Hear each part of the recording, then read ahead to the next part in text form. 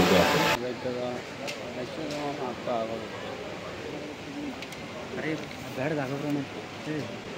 সুদীর্ঘ 230 বছরের ঐতিহ্যবাহী যে আমাদের এখান থেকে মাদক অস্ট্রেলিয়া পর্যন্ত অত্যন্ত দৃঢ়তা ও সফলতার সাথে পালন করে আসছে। সীমান্ত রক্ষা এবং মাদক ও দক্ষিণ পূর্ব অঞ্চলের 355 কিলোমিটার দীর্ঘ এবং প্রতিনিয়ত দুর্দান্ত অভিযান পরিচালনা। পাহাড়, বনাঞ্চল, বিস্তীর্ণ জলাধার মাদকের আগ্রাসন থেকে দেশ এর স্বাদ হচ্ছে। আজকের অনুষ্ঠানের বিশেষ আকর্ষণ বিভিন্ন স্কুলের শিক্ষার্থী। আজ তাই তো বর্ডার বাংলাদেশের নিষ্ঠা ও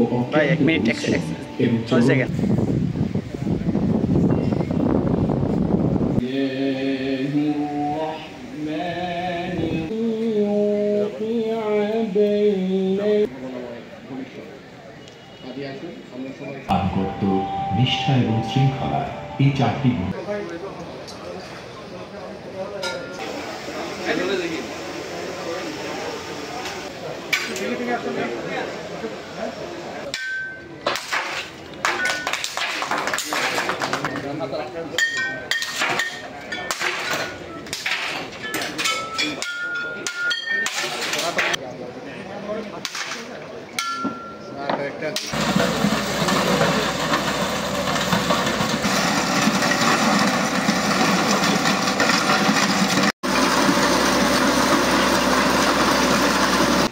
যথেষ্ট উপদ্রব আছে বলতে পারি। আমাদের জিওসি স্যারের অধীনে আমরা এটা নিয়ে খুব কনসার্ন এবং অনুষ্ঠানকে সাফল্যমণ্ডিত করার জন্য আপনাদের আজকে আমাদের মাদকদ্রব্য 2025 যেটা কক্সবাজার রিজিয়নের সকল মাদক আমরা বিগত বছর যে মাদক ধরেছি সেই মাদকগুলি ধ্বংস করলাম। সীমান্তে 2023-এর মতো কোনো ঘটনা এখানে ঘটেনি।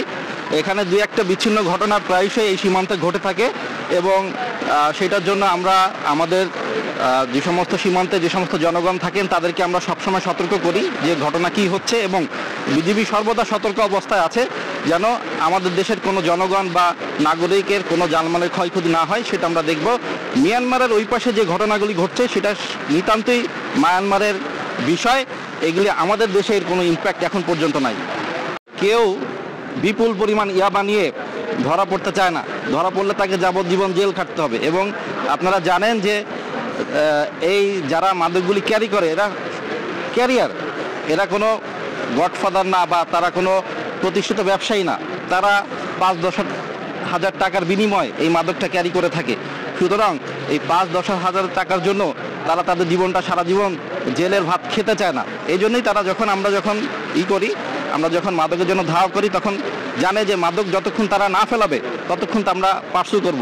এই জন্য মাদকটা ফেলে দিয়ে তারা পালিয়ে যায় এবং অনেক ক্ষেত্রে আমরা অনেক সফলতা আছে যেখানে আমরা আসামি সহই মাদক ধরতে পেরেছি।